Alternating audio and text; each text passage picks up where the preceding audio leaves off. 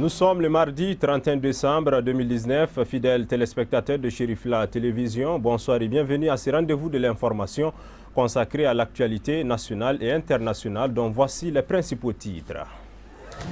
Les femmes de la mosquée de Kati, Sanafara, Kodjou ont célébré le Mawloud du prophète Mohamed, paix et salut sur lui ce week-end, parrainé par le guide spirituel des Ansar, non moins président du Haut Conseil islamique du Mali et du GLSM, Seyid Cherif Ousmane Madani Haïdara. Cette traditionnelle cérémonie a réuni autour d'elle l'ensemble de la population du cercle de Kati.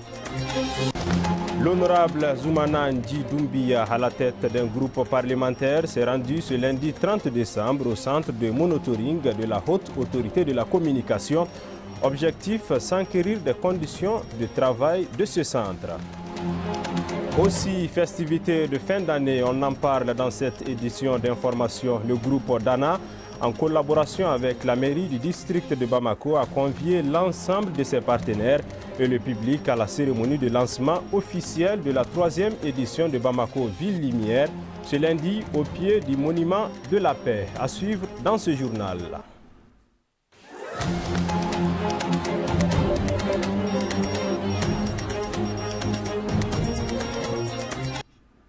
Mesdames et messieurs, merci de votre confiance renouvelée au programme de Chérifla Télévision. Bonsoir et bienvenue dans cette nouvelle édition d'information. Je l'annonçais en titre, les femmes de la mosquée de Kati Sanafara, Kodjou, ont célébré le Mawloud du prophète Mohamed, paix et salut sur lui ce week-end. Parrainé par le guide spirituel des Ansar, Seyid Cherif Ousmane Madani Haïdara, président du Haut Conseil islamique du Mali et du GLSM. Donc, cette traditionnelle cérémonie a réuni autour d'elle l'ensemble de la population du cercle de Kati. C'est un reportage de Amadou Diallo avec le commentaire de Moussa Fomba. Comme à l'accoutumée, les femmes de la mosquée de Kati Sanamfara Kodjou se réunissent en communion pour célébrer la naissance du prophète Mohamed, paix et salut sur lui, communément appelé Mawloud Nabawi. Cette année encore, la tradition a été respectée où les fidèles musulmans du cercle de Kati ont été tous au rendez-vous pour être témoins de l'événement et écouter les éloges du prophète, paix et salut sur lui. Occasion pour les initiatrices de saluer le parrain pour sa disponibilité malgré son agenda très chargé. Alhamdulillah Rabbil Alamin. Je suis Soumaïla Diallo, capitaine à la retraite, réside à Sanafara Kodjou.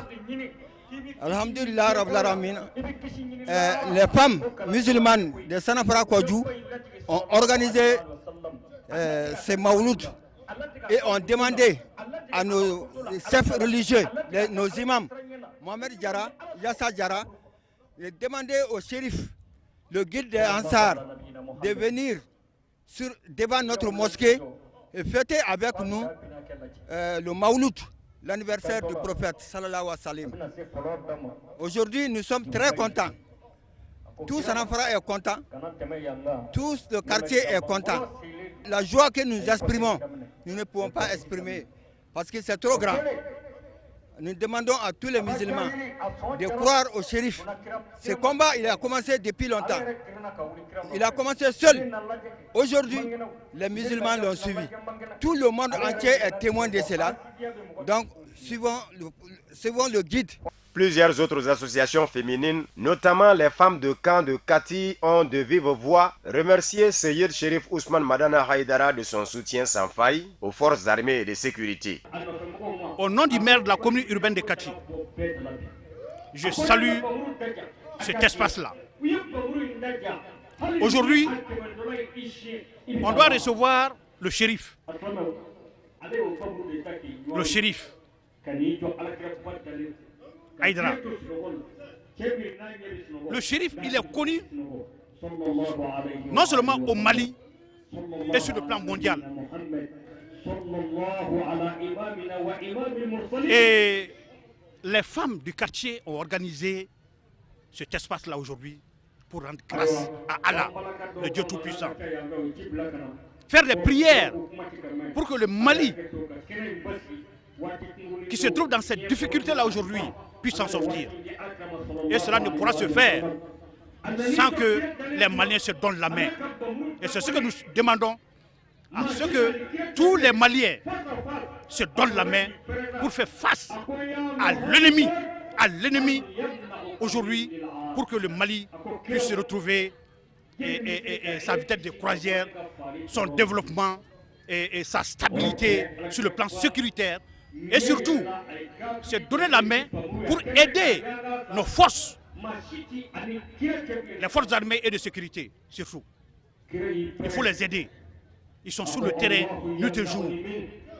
Ils sont sur le front, sur le champ de combat aujourd'hui. Avec courage, avec abnégation, ils sont en train de se donner corps et âme aujourd'hui. Moi, je crois que il est temps aujourd'hui que les Maliens se donnent la main.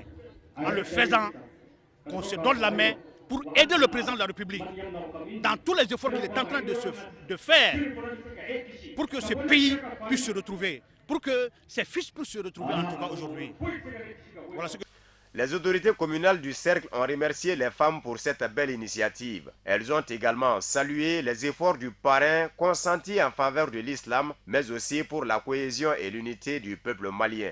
Après avoir reçu des tableaux de reconnaissance et autres objets symboliques de l'association Alakama Kalamblo, de l'orphelinat des artisans, le président du Haut Conseil islamique du Mali, dans ses propos, a exhorté l'assistance à adopter et à cultiver les qualités morales du musulman dans la société pour atteindre la béatitude. A noter que la prestation des 6 serments de l'islam a mis fin aux festivités du Maouloud 2019 à Kati, vivement l'édition 2020. Et à l'occasion du nouvel an, le ministre des Maliens de l'extérieur adresse ses meilleurs vœux à l'ensemble des Maliens, tant de l'intérieur que de l'extérieur. Au terme de cette année si difficile, selon le ministre, il est temps de se tourner vers 2020 pour fédérer tous les efforts afin de rétablir une paix durable et une prospérité dans notre pays. Il est au micro de Amadou Diarra. Je voudrais, au seuil du nouvel an, présenter mes vœux les meilleurs à l'ensemble du peuple malien. Un vœu de santé, de prospérité, de longévité, de paix, de cohésion et de concorde nationale.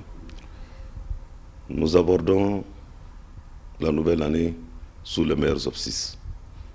Le peuple malien dans son ensemble, vieux, jeunes, hommes, femmes, de toutes les formations politiques, de toutes les obédiences religieuses, se sont retrouvés du 14 au 22 décembre 2019. Lors du dialogue national inclusif, pour dialoguer, pour parler du Mali, pour engager ensemble des solutions de sortie de crise.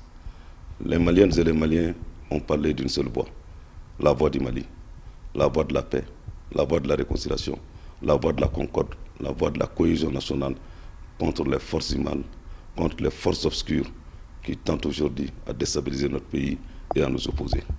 Je prie le Tout-Puissant que les résolutions et recommandations issues de ce dialogue national, qui sont des résolutions et recommandations pour l'avenir et le devenir de ce pays, que pendant 2020, que ces résolutions et recommandations nous amènent la paix, nous amènent la concorde, tel est le vœu de l'ensemble du peuple malien, des plus hautes autorités du Mali, notamment du président de la République, son Excellence Ibrahim Boubacar Keïta.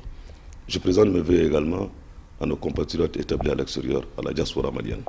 Je voudrais leur rendre un vibrant hommage pour leur patriotisme, pour leur engagement, pour leur dévouement sans faille pour la défense de l'unité nationale, de l'intégrité de notre pays et surtout pour le développement. Qu'Allah veille sur eux et qu'Allah illumine leur vie courant 2020.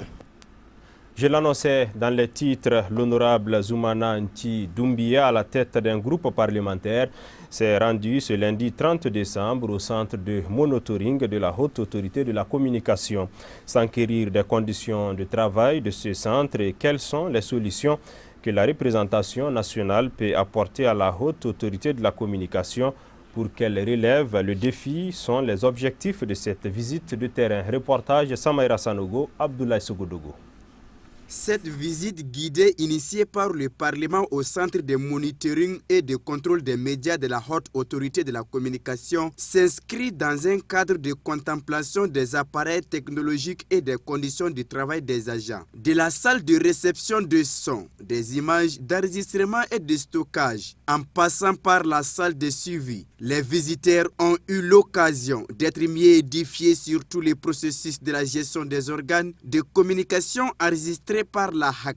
Vous avez pris sur vous l'initiative de venir nous voir, puisque vous vous êtes rendu compte de ce que nous faisons, de vous enquérir de moyens qui sont les nôtres pour accomplir cette délicate mission que vous nous avez confiée, parce que c'est vous qui avez voté la loi qui nous a créés, et voir dans quelle mesure vous pouvez nous aider. Ça, c'est très important. Je peux dire que c'est la toute première fois qu'une institution, en dehors de la primature, bien sûr, dont nous relevons, vient nous voir pour nous dire, nous sommes venus vous voir pour vous aider parce que nous nous sommes rendus compte de la délicatesse de votre mission, nous nous sommes rendus compte de ce que vous faites, l'importance de votre travail. Ça nous va droit au cœur parce que ce n'est pas tous les jours qu'on rencontre ça. Nous apprécions à sa juste valeur la visite que vous venez de nous rendre aujourd'hui.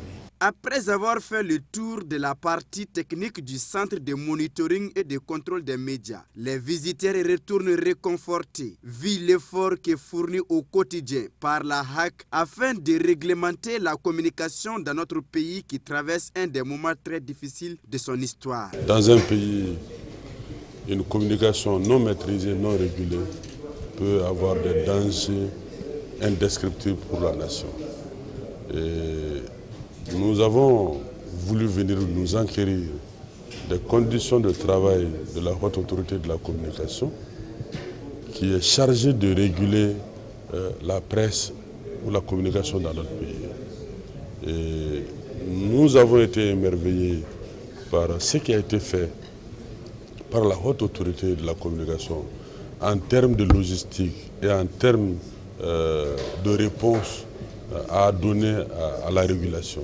En faisant connaissance des conditions de travail de ces hommes et femmes engagés pour la régulation du secteur de la communication dans les domaines de la communication audiovisuelle, de la presse écrite, de la publicité par voie de presse audiovisuelle et écrite et de la presse en ligne, les visiteurs plaideront pour la dotation de la HAC des locaux adaptés et propres dans le futur. Il est inadmissible aujourd'hui que nos services soient en location pendant qu'il existe des bâtiments administratifs qui sont souvent bradés ou qui sont souvent utilisés à d'autres fins. C'est pourquoi nous allons recommander vivement, en tout cas au gouvernement, de prendre toutes les dispositions de pouvoir loger la haute autorité de la communication dans des locaux décents, dans des locaux idoines, dans des locaux adaptés pour mener à bien ces missions. À titre de rappel, le centre de monitoring a été inauguré le 15 janvier 2019.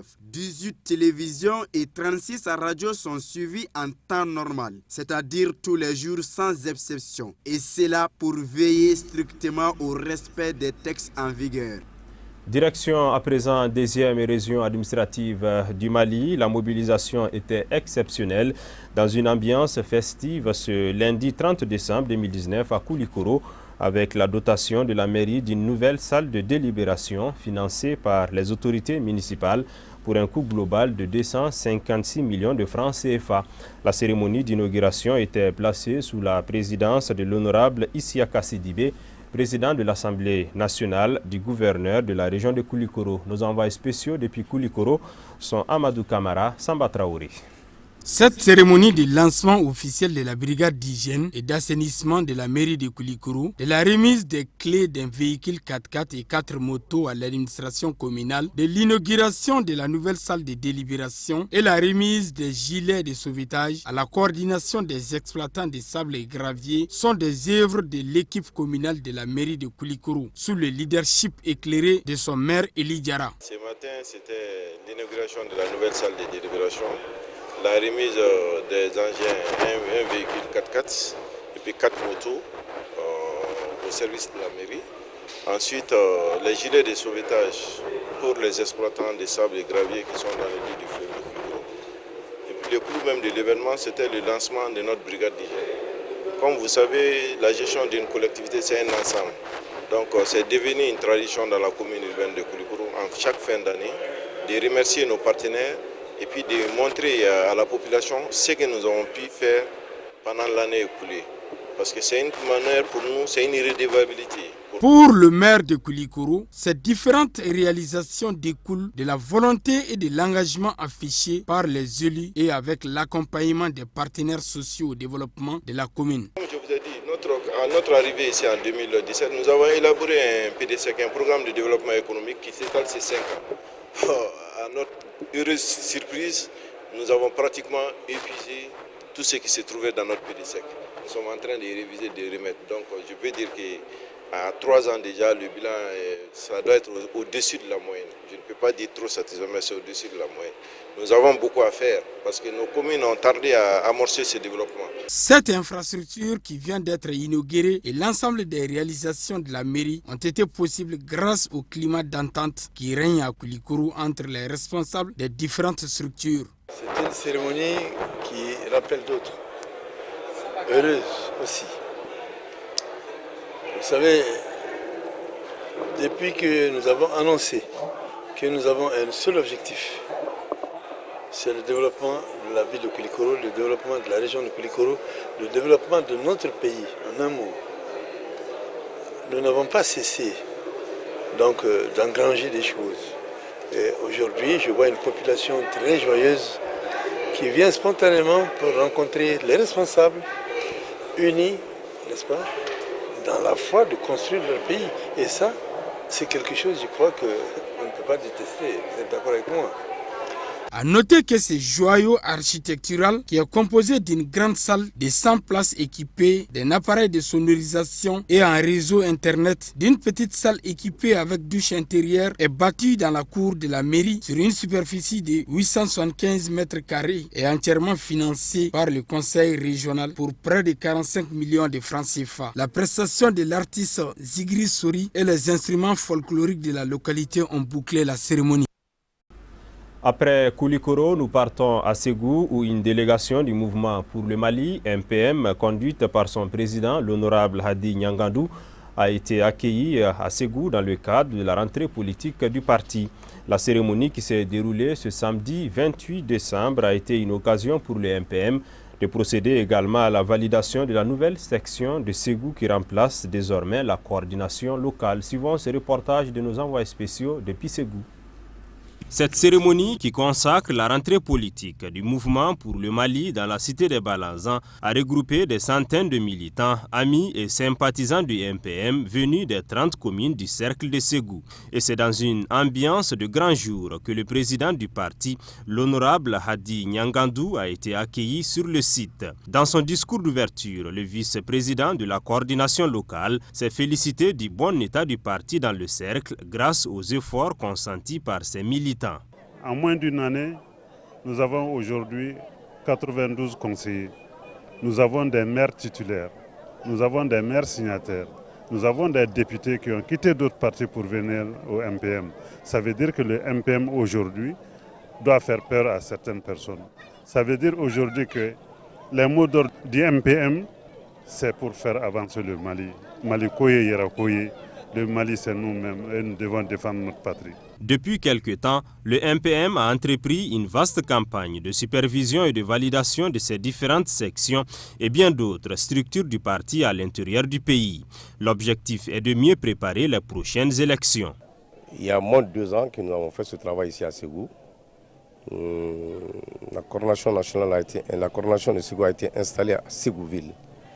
Mais dans cette coordination, dans les 30 communes de Ségou, on a pigé des points focaux pour pouvoir mettre une coordination digne de cela. L'objectif recherché, c'est pour avoir une bonne assise d'implantation, pour que dans les élections à venir, que nous, on sache que vraiment nous avons des éléments qui sont là, auxquels on peut s'adresser directement à tout moment pour pouvoir faire redynamiser le parti. À l'entame de ses propos, le président du MPM, l'honorable Hadi Nyangandou, a tout d'abord salué le travail abattu par les militants du parti à Ségou avant de les exhorter à l'unité pour encore porter plus haut les couleurs du MPM au plan national. Notre parti, nous pensons que nous sommes un parti jeune vieux.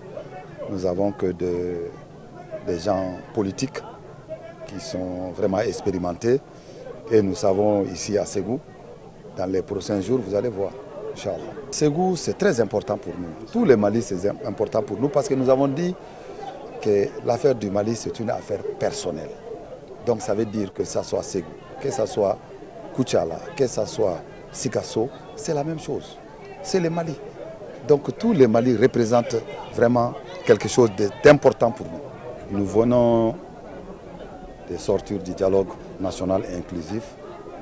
Cela nous a permis de discuter et de s'entendre et nous devrons continuer dans ces lancées pour sortir notre pays de l'impasse. En marge de cette rentrée politique du MPM à Ségou, la coordination locale du parti a été érigée en section sous les applaudissements du public ségovien. C'est ainsi que les responsables du parti ont procédé à la validation et la présentation des membres du nouveau bureau.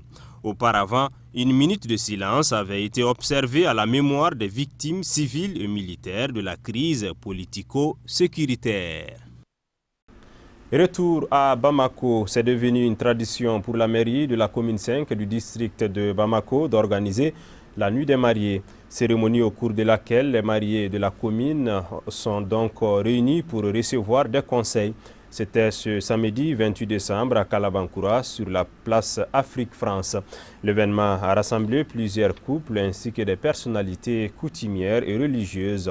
Reportage Mamadou Ben Chérif Soumano avec la voix de Samaïra Sanogo.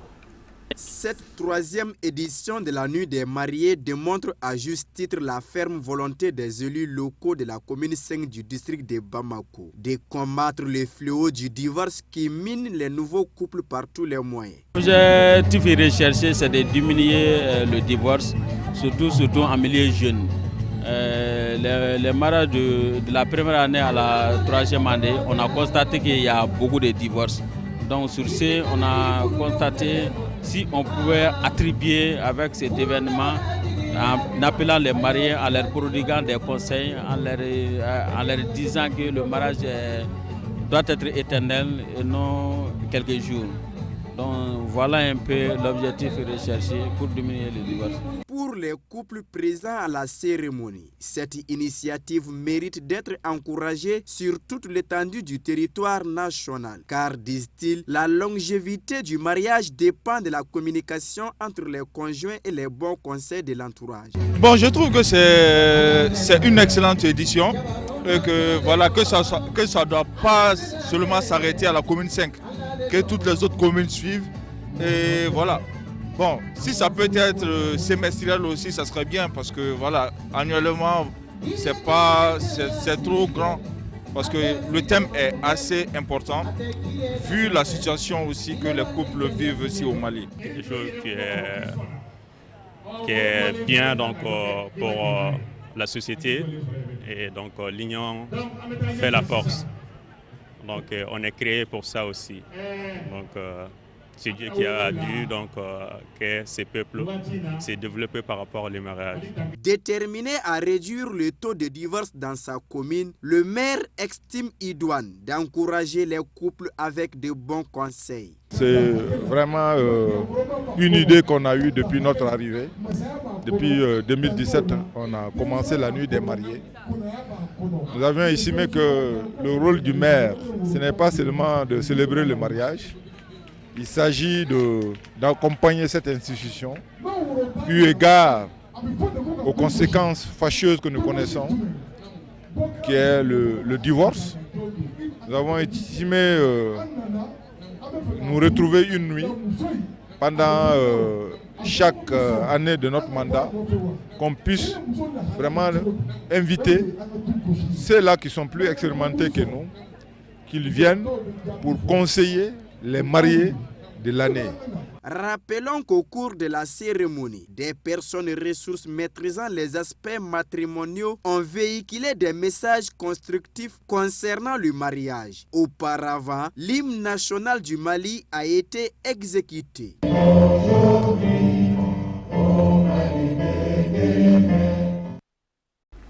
Après Bamako, nous repartons en première région administrative du Mali et revaloriser la culture des Massassi du Karta tout en créant un cadre de rencontres et d'échanges pour renforcer les liens fondamentaux qui les relient. Tels sont les objectifs de cette rencontre annuelle des Massassi. Sous la présidence du chef traditionnel de la communauté Massassi, l'événement s'est déroulé les 27 et 28 décembre à Diabé, village relevant de la commune rurale de Sandaré, cercle de Nyoro du Sahel. Nos envoyés spéciaux sont Samaïra Sanogo et Baba Keïta. Un accueil de grande dimension réservé à Kassim Koulibaly, 63 ans, 27e chef traditionnel de la communauté Massassi du Karta, donne le ton aux travaux de cette rencontre annuelle des Massassi du Karta. Un espace qui se veut un cadre de retrouvailles et d'échanges sur la culture et la promotion des Massassi. Depuis très longtemps, les Massassi ne se sont pas plus retrouvés. Et voilà, nous, on a pris l'initiative de regrouper tous les Massassi du monde entier pour qu'enfin les Massassi se retrouvent, parce que nous avons une histoire ancienne et une histoire commune. Donc on était quand même, il nous est quand même nécessaire et exigeant de rassembler tous les Massassi. Comme déjà la capitale des Massassi se trouve à Djabé, on a décidé finalement de venir se retrouver à Djabé pour enfin regrouper les Massassi et leurs alliés. Durant 2 jours, les Massassi venus de l'intérieur et de l'extérieur du pays ont trouvé l'occasion idoine pour se ressourcer. Une initiative vivement appréciée par les participants qui non seulement ne regrettent pas leur présence, mais souhaitent également la pérennisation de l'événement. En tout cas, moi je suis très contente, parce que ça nous a permis de connaître d'où on vient. Bon, c'est très cool quoi, je suis vraiment contente. Ça sera un moyen pour nous de nous connaître et de savoir d'où on vient et tout ça. Ça peut être un facteur de développement pour nous. Se rencontrer et s'informer des valeurs de leurs ancêtres afin d'apporter leur pierre à la construction de l'édifice national est un véritable acte qui pèse lourd dans la balance du vivre ensemble et de la cohésion sociale, dira le maire de la commune rurale de Sandaré. Je suis très content et ravi d'abriter cette rencontre parce que ça a réuni les hommes. C'est ce qui nous manquait au Mali. Il faut toujours de telles occasions pour réunir les hommes. Que les hommes rentrent par une porte et sortent par une porte. Et puis ça développe la cohésion sociale dans notre communauté, dans la commune ici vraiment. Il faut que cette cohésion sociale soit développée au Mali pour que les choses puissent vraiment aller dans le bon sens. La dynastie fondée par Massa, fils de Sonsa, vers les années 1754, qui se caractérise par la franchise, se mobilise pour réunir tous les Massassi afin de siffler dans la même trompette. Pour concrétiser ces souhaits, le soutien de l'État ne fera pas défaut. Je remercie les initiateurs, tous les invités. Vraiment, le Mali a besoin de ça aujourd'hui. La rencontre, le vivre ensemble, la cohésion. Je remercie tout le monde. Moi, je crois que c'est l'occasion que les messages soient véhiculés. Vraiment, c'est vraiment l'occasion. Les messages pour la paix et le vivre ensemble au Mali. Bon, je sais que vraiment l'administration ne fera pas défaut. Vraiment. Nous sommes vraiment à la disposition de la population. Des témoignages forts retraçant la généalogie des Massassi dans le but de rafraîchir la mémoire des participants ont été des temps forts de cette rencontre. Auparavant, c'est-à-dire dans la journée de vendredi, une séance de lecture du Saint-Coran afin d'implorer la grâce d'Allah pour la stabilité du pays avait eu lieu. Festivités de fin d'année à Bamako, on en parle dans cette édition d'information. Je l'annonçais dans les titres. Le groupe Dana, en collaboration avec la mairie du district de Bamako, a convié l'ensemble de ses partenaires et le public à la cérémonie de lancement officielle de la 3e édition de Bamako Ville Lumière, ce lundi au pied du monument de la paix. Le gouverneur, avec à ses côtés l'adjoint au maire du district de Bamako, a répondu présent au nom des autorités maliennes pour saluer ce projet d'embellissement tout en lumière en cette période de fête de fin d'année. C'est un reportage de Amadou Diarra. Voilà la 3e année consécutive que l'initiatrice de ce projet s'emploie à éclairer les principales artères, avenues et boulevards avec des guirlandes lumineuses qui brillent de 1000 feux. Bamako Ville Lumière s'installe dans les mœurs et contribue à redonner à la capitale sa renommée de ville coquette. Mesdames et messieurs, depuis 2017, grâce à un partenariat sans pareil entre la mairie du district de Bamako et Dana BTP, la ville vous offre ce rendez-vous lumineux à chaque fin d'année. Toutes nos félicitations et encouragements à l'endroit de la directrice générale de Dana BTP, Mme Sangaré.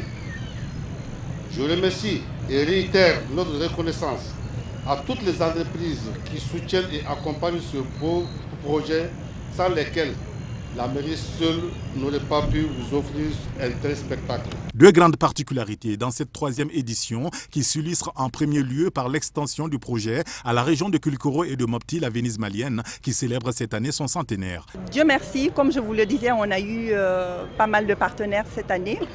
Et l'objectif de Ville Lumière, c'est d'aller partout au Mali et d'apporter de la joie et de la paix dans le cœur de nos populations, vu que nous traversons une période très dure.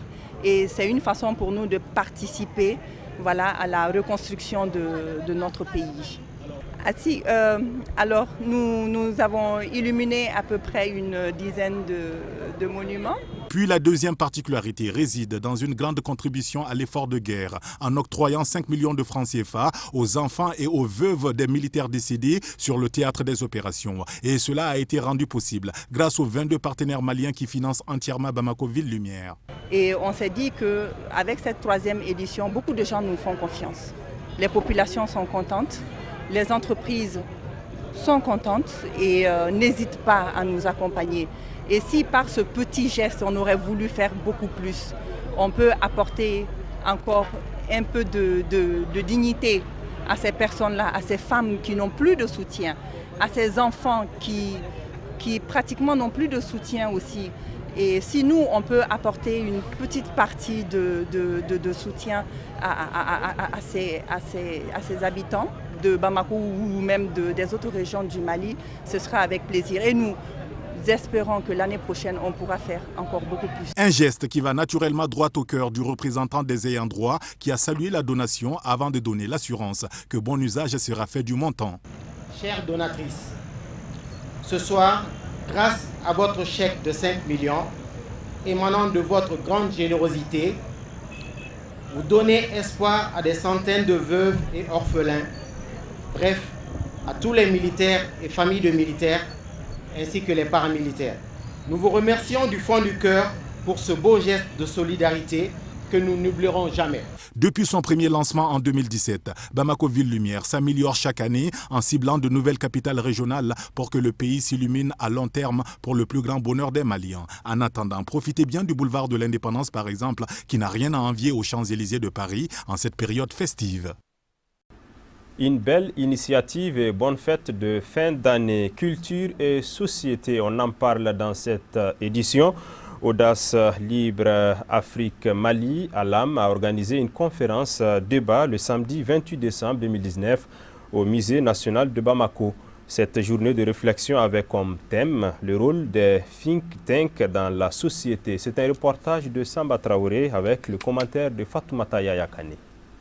Cette conférence de débat initiée par Audace Libre Afrique Mali a pour but de créer un cadre de réflexion pour les associations et organisations pour pouvoir apporter leur contribution dans le souci d'amener les pays à des alternatives de développement. C'est le rôle des think tanks ou des organisations de la société civile dans la société. C'est-à-dire la conférence, c'est un ensemble de réseaux d'organisations de la société civile, aussi bien des think tanks que des associations qui sont appelées dans ce sens pour qu'on réfléchisse ensemble ce qu'on peut mettre en place comme plan d'action, ce qu'on peut mettre en place pour être beaucoup plus concret, pour être entendu. Parce qu'on a compris que les organisations de la société civile sont un peu éparpillées. Donc du coup, en tant qu'il n'y a pas d'action commune, on ne peut pas avoir le résultat escompté jusqu'ici. C'est la raison pour laquelle le rôle d'aujourd'hui, l'activité d'aujourd'hui, c'est de réunir l'ensemble des organisations de la société civile pour qu'on s'y met ensemble